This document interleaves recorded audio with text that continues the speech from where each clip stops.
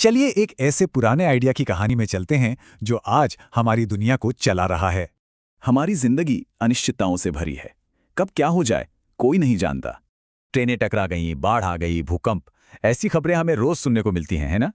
पर इन घटनाओं से हमें इतना डर क्यों लगता है?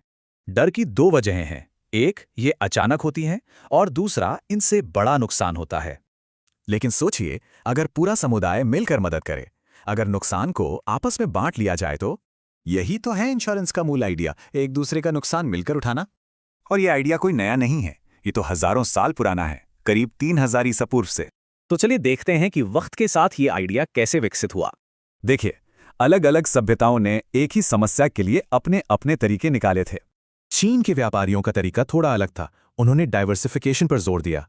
उन्हें पता था कुछ नावें डूब सकती हैं, इसलिए वे अपना सामान कई नावों में बांट देते थे। तो फिर सवाल उठता है कि मॉडर्न कमर्शियल इंश्योरेंस की जरूरत ही क्यों पड़ी? वजह थी सामाजिक बदलाव, जॉइंट फैमिली से न्यूक्लियर फैमिली का बढ़ना। और इसी जरूरत ने जन्म दिया लंदन के एक मशहूर कॉफी हाउस को, लॉयड्स कॉफी हाउस। यहाँ व्यापारी और जहाज के मालिक इकट्ठा होते थे और समुद्री यात्रा के जोखिमों को आपस में बांटते थे। इसके बाद 1706 में पहली बार सिर्फ लाइफ इंश्योरेंस के लिए एक कंपनी बनी। तो चाहे पुराने जमाने का समुदाय हो या आज का कॉन्ट्रैक्ट, मकसद एक ही है। ये बस एक साथ मिलकर जिंदगी की अनिश्चितताओं का सामना करने का एक तरीका है। तो अब सवाल ये है कि भविष्य में हमें किन नए जोखिमों को मिलकर बांटना होगा। चलिए देखते हैं भारत में इंश्योरेंस का 200 साल पुराना दिलचस्प सफर। तो कैसे एक सरकारी मोनोपोली से आज दर्जनों कंपनियों वाला बाजार बन गया? ये सब शुरू हुआ 1800 के दशक में, जब विदेशी कंपनियां भारत में इंश्योरेंस लेकर आईं। देखिए, 1870 में बॉम्बे म्यूचुअल पहली भारतीय कंपनी बनी और फिर 1912 में पहला कानून भी आया। लेकिन शुरू में विदेशी और भारतीय कंपनियों में बड़ा फर्क था, भेदभाव भी होता था। पर प्राइवेट कंपनियों का ये दौर एक बड़े सरकारी फैसले से खत्म हो गया। सोचिए, 1956 में 17 प्राइवेट कंपनियां और 75 प्रोविडेंट सोसाइटीज लाइफ इंश्योरेंस में थी। 1 सितंबर 1956 को सरकार ने इन सबको मिलाकर एक बना दिया, यानी LIC। ठीक यही चीज 16 साल बाद 1972 में नॉन लाइफ इंश्योरेंस के साथ भी हुई। 106 कंपनियों को मिलाकर general insurance corporation of India यानी GIC बनाया गया। तो अब पूरे इंश्योरेंस सेक्टर पर सरकार का कंट्रोल था। पर क्या ये कहानी का अंत था? नहीं, 90 के दशक की शुरुआत में सरकार ने एक बिल्कुल नई दिशा में सोचना शुरू किया। ये देखिए, 1993 में मल्होत्रा कमेटी बनी और 2000 में IRDAI की स्थापना हुई। IRDAI का बनना आज के कॉम्पिटिटिव मार्केट को बनाने में सबसे जरूरी कदम था। तो इस नए रेगुलेटेड मार्केट का आज क्या हाल है, चलिए देखते हैं। आज बाजार में सरकारी LIC भी है और 23 प्राइवेट कंपनियां भी, मतलब अब कई ऑप्शंस हैं। इनमें से कई प्राइवेट कंपनियां जैसे HDFC, ICICI, बजाज अब बहुत बड़े नाम बन चुके हैं। ग्रोथ बढ़ाने के लिए इंडियन इंश्योरेंस कंपनी की परिभाषा को भी साफ किया गया। ये 49% की लिमिट बहुत जरूरी है। इससे विदेशी पैसा भी आता है और कंट्रोल भी भारतीय रहता है। तो कुछ विदेशी एजेंसियों से सरकारी मोनोपोली और अब एक कॉम्पिटिटिव मार्केट तक का सफर। पर एक दिलचस्प बात, पोस्टल लाइफ इंश्योरेंस अभी भी रेगुलेटर के दायरे से बाहर है। क्या ये बदलेगा? चलिए बीमा के पीछे जो असल आइडिया है ना, उसे समझते हैं, वो भी बिल्कुल आसान भाषा में।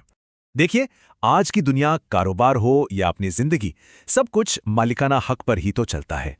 पर इस मालिकाना हक की एक छिपी हुई कीमत भी है, वो है रिस्क, मतलब चीज को नुकसान पहुंचने का डर। क्या हो अगर इस रिस्क को आपस में बांटने का कोई तरीका मिल जाए? बस यहीं से बीमा का आइडिया निकला। तो ये जो रिस्क है, यानी नुकसान होने की संभावना, ये कई अलग अलग चीजों से जुड़ी होती है। जैसे कि कोई गाड़ी या मकान हो, किसी कंपनी की साख हो या फिर किसी की अपनी सेहत। तो इसका एक बहुत ही शानदार समाधान है, एक आइडिया जिसे पूलिंग कहते हैं। सोचिए, बहुत से लोग थोड़ा थोड़ा पैसा एक कॉमन फंड में डालते हैं और किसी एक के नुकसान की भरपाई उसी फंड से हो जाती है। तो असल में बीमा यही है, कुछ लोगों के नुकसान को बहुत सारे लोगों में बांट देना। अब ये आइडिया तो कमाल का है ना? पर असलियत में इसे लागू करने में कुछ मुश्किलें हैं। सबसे पहली बात, लोग अपना पैसा देने के लिए राजी क्यों होंगे? और फिर इस बात का क्या भरोसा कि उस पैसे का सही इस्तेमाल होगा? और ये कैसे तय होगा कि कौन कितने पैसे देगा ताकि सब कुछ फेयर रहे? बस इन्हीं मुश्किलों को हल करने के लिए एक ऑर्गेनाइजर की जरूरत पड़ती है। और यही ऑर्गेनाइजर है इंश्योरर, यानी बीमा कंपनी, जो फंड को मैनेज करती है। लेकिन बात सिर्फ नुकसान की भरपाई तक ही नहीं है। बीमा का असली फायदा इससे कहीं गहरा है। असल में रिस्क हमारे ऊपर एक नहीं बल्कि दो तरह का बोझ डालता है। पहला बोझ तो है सीधा सीधा पैसों का नुकसान, जैसे आग लगने पर फैक्ट्री का खर्च। और दूसरा है सेकेंडरी बोझ। ये है वो चिंता और डर जो कुछ ना होने पर भी बना रहता है। बीमा क्या करता है? ये इन दोनों बोझों को हमसे दूर कर देता है। इससे मन की शांति मिलती है और जो पैसा चिंता में रखा था उसे कहीं और इन्वेस्ट किया जा सकता है। मतलब असली मकसद सिर्फ नुकसान की भरपाई नहीं बल्कि मन की शांति पाना है। तो सवाल यह है कि बीमा से असल में क्या मिलता है? सिर्फ एक पे आउट या कुछ और? चलिए, रिस्क मैनेजमेंट को समझने के लिए इसके पूरे टूल किट पर एक नजर डालते हैं। अक्सर लगता है कि हर रिस्क का जवाब सिर्फ इंश्योरेंस है, पर क्या ये सच है? जवाब है नहीं। इंश्योरेंस तो बस एक टूल है, हमारे पास और भी कई ऑप्शंस हैं। तो चलिए देखते हैं कि रिस्क को मैनेज करने के लिए ये पूरा टूल किट आखिर है क्या। पहली स्ट्रैटेजी है रिस्क अवॉइडेंस, मतलब जोखिम से पूरी तरह दूर रहना। यानी किसी भी ऐसे इंसान, प्रॉपर्टी या एक्टिविटी से ही ना जुड़ना जिसमें कोई खतरा हो। हालांकि ये तरीका असरदार है, पर इससे आगे बढ़ने के मौके भी हाथ से जा सकते हैं। अब देखते हैं टूलकिट में दूसरा टूल, रिस्क रिटेंशन। इसका मतलब है कि हम जानते बूझते हुए रिस्क और उसके असर को खुद झेलने का फैसला करते हैं। जैसे कोई बिजनेस एक लिमिट तक होने वाले छोटे मोटे नुकसान को खुद ही मैनेज कर लेता है। अब एक और प्रैक्टिकल अप्रोच की बात करते हैं। यह है रिस्क रिडक्शन। इसमें दो बातें हैं, एक तो नुकसान की संभावना कम करना और दूसरा अगर हो जाए तो उसका असर कम करना। रिस्क कम करने के ये 4 तरीके किसी भी प्लान की नींव होते हैं। चलिए एक को समझते हैं। सोचिए, सारा सामान अगर एक ही वेयरहाउस में रखा हो, ये एक हाई रिस्क सिचुएशन है। लेकिन अगर इसी सामान को अलग अलग जगह फैला दिया जाए तो किसी एक घटना का असर काफी कम हो जाता है। और चौथी स्ट्रैटेजी है रिस्क फाइनेंसिंग। सीधे शब्दों में ये एक प्लान है कि अगर कोई बुरी घटना हो जाए तो उसकी कीमत कौन चुकाएगा। इसमें 2 ही ऑप्शन हैं, या तो नुकसान खुद उठाएं या फिर इसकी जिम्मेदारी किसी और को दे दें। और यहीं पे इंश्योरेंस काम आता है। ये रिस्क ट्रांसफर करने का सबसे बड़ा जरिया है। तो असल बात यह है कि एक कारगर रिस्क मैनेजमेंट सोच समझकर सही स्ट्रैटेजी चुनने के बारे में है। तो ये है वो 4 तरीके जो रिस्क मैनेजमेंट का पूरा टूल किट बनाते हैं। अब जब ये सारे टूल्स पता हैं तो सोचने वाली बात है कि लाइफ के किस रिस्क को अलग तरीके से मैनेज किया जा सकता है। चलिए बीमा के पीछे की लॉजिक को समझते हैं कि आखिर इसे लेना कब सही होता है। पता है इन तीनों में कॉमन क्या है? ये तीनों ही बीमा के सही फैसलों का राज खोलती हैं। सबसे पहले ये समझना जरूरी है कि बीमा में रिस्क का मतलब है भविष्य का कोई संभावित नुकसान। इस रिस्क की कॉस्ट का हिसाब लगाना बहुत आसान है, बस 2 चीजों को गुणा करना होता है। तो फिर बीमा खरीदने के लिए सबसे बेस्ट कॉम्बिनेशन क्या है? सबसे सही सिचुएशन वो है जहां संभावना कम हो, पर अगर नुकसान हो जाए तो उसका असर बहुत बड़ा हो। और यहीं से बीमा से जुड़े 3 सबसे जरूरी नियम निकल कर आते हैं।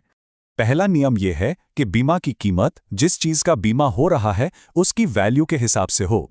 सोचिए, प्रीमियम ही पेन की कीमत से ज्यादा होगा तो ये तो घाटे का सौदा हुआ ना। दूसरा नियम ये सोचें कि क्या कोई नुकसान किसी को आर्थिक रूप से बर्बाद कर सकता है। अगर कोई ऐसा नुकसान है जो किसी को दिवालिया कर दे तो उस रिस्क को ट्रांसफर करना ही समझदारी है। और तीसरा नियम, ये पहले 2 आइडियाज को एकदम सही तरीके से जोड़ता है। ये एक क्लासिक केस है, संभावना कम लेकिन अगर कुछ हुआ तो नुकसान बहुत ज्यादा। चलिए अब इन नियमों को कुछ असली सिचुएशंस में लगाकर देखते हैं। अब जरा सोचिए, इन सब घटनाओं के होने की संभावना और असर कितना है। यहां परिवार पर पड़ने वाला आर्थिक असर बहुत ही जबरदस्त होगा। और लाइफ इंश्योरेंस बना ही ऐसे बड़े जोखिमों के लिए है। हाँ, बटुआ खोना परेशानी की बात है, पर उससे होने वाले पैसों का नुकसान संभाला जा सकता है। ये एक ऐसा रिस्क है जिसे ज्यादातर लोग खुद ही मैनेज कर सकते हैं। ये कोई कम संभावना वाला रिस्क नहीं है, ये तो तय है कि वक्त के साथ ऐसा होगा ही। बीमा अचानक होने वाली घटनाओं के लिए है, ना कि उन खर्चों के लिए जिनका अंदाजा पहले से हो। मतलब ये उन रिस्क्स को ट्रांसफर करने का तरीका है जिन्हें कोई अकेले नहीं झेल सकता। तो इस फ्रेमवर्क से सुरक्षा के बारे में एक बेहतर फैसला लेने में मदद मिल सकती है। कभी सोचा है इंश्योरेंस यानी बीमा हमारी दुनिया को असल में कैसे चलाता है? सोचिए अगर कल अचानक बीमा खत्म हो जाए तो ये सिर्फ एक पॉलिसी से कहीं ज्यादा है। इसका सीधा सा काम है अनहोनी का डर हटाना, ताकि तरक्की की रफ्तार बनी रहे। और इसी भरोसे पर लोग और कंपनियां दोनों ही बेफिक्र होकर इन्वेस्ट कर पाते हैं। ये सुरक्षा जोखिम लेने का हौसला देती है, जो किसी भी बिजनेस की ग्रोथ के लिए जरूरी है। पर कहानी यहीं खत्म नहीं होती। असली ताकत तो इसके पैसों के मैनेजमेंट में छिपी है। होता यह है कि सबके छोटे छोटे प्रीमियम मिलकर एक बहुत बड़ा फंड बना देते हैं। तो चलिए देखते हैं कि ये प्रीमियम का पैसा आखिर जाता कहाँ है और करता क्या है। एक जरूरी बात, ये पैसा सट्टेबाजी में नहीं बल्कि सुरक्षित जगहों पर लगाया जाता है। इसी जिम्मेदार निवेश से सिस्टम पर भरोसा बनता है, जो देश की तरक्की की नींव है। सिर्फ इन्वेस्टमेंट ही नहीं, बीमा इकोनॉमी को और भी कई तरीकों से सहारा देता है। जैसे भारतीय बीमा कंपनियां 30 से ज्यादा देशों में काम कर रही हैं, जिससे विदेशी मुद्रा आती है। अब जरा और बड़े लेवल पर देखें तो बीमा एक तरह का राष्ट्रीय सुरक्षा कवच भी है। सरकारें भी इसका इस्तेमाल करती हैं ताकि हर जरूरतमंद तक सामाजिक सुरक्षा पहुंच सके। ये कुछ ऐसी ही सरकारी योजनाएं हैं जो खेती, सेहत और जिंदगी के जोखिमों से बचाती हैं। और सिर्फ सरकार ही नहीं, कंपनियां भी जन आरोग्य जैसे प्लान से इस सुरक्षा को और बढ़ाती हैं।